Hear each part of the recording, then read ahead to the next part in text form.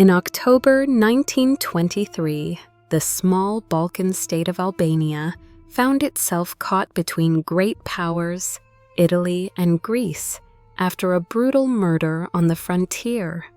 General Enrico Tellini, an Italian officer leading a League of Nations mission to demarcate the Albanian-Greek border, was ambushed and killed on Greek soil. The crime shocked Europe, but what followed was even more dangerous: a wave of propaganda and blame. The Greek press accused the Albanians. Athens denied responsibility, and from Tirana came a voice, clear, indignant, and defiant, that of Dr. Terenc Toçi, director of the Bureau of the Press of the Albanian State. And now the letter begins. Sir, we appeal to all honest and loyal men of every nation, without distinction of nationality. The late General Tellini and his brave collaborators fell victim to cowardly assassins because they worked for the triumph of justice and the defense of the rights of the Albanian people. They were horribly massacred on Greek territory, in a place surrounded by Greek military posts, and following the very ambush tactics of the Greek bands. Toci makes no attempt at diplomacy here. He directly accuses Greek soldiers of complicity and describes the murder as a political act, not a random crime.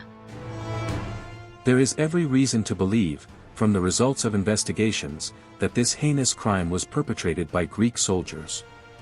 In any case, there can be no doubt that the assassination resulted from the vile campaign of slander carried out by the Greek press against General Tellini. Faced with this relentless hostility, the late general himself had expressed fears for his safety. The manuscript found after his death bears supreme testimony, refuting categorically the slanderers of the Albanian people.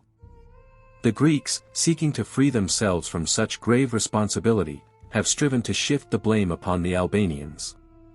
But on what do they base this monstrous calumny?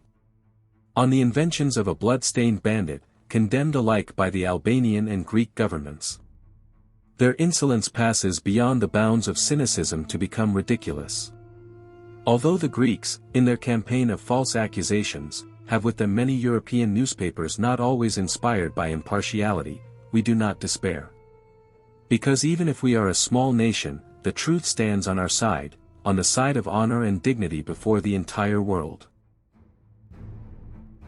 It was a remarkable statement from a country barely a decade old, standing against misinformation and foreign pressure. Dr. Terenc Toçi, once a revolutionary and later a statesman, spoke with the voice of a people defending their right to truth. In a time of lies and power politics, this letter was more than a protest. It was a declaration of moral independence.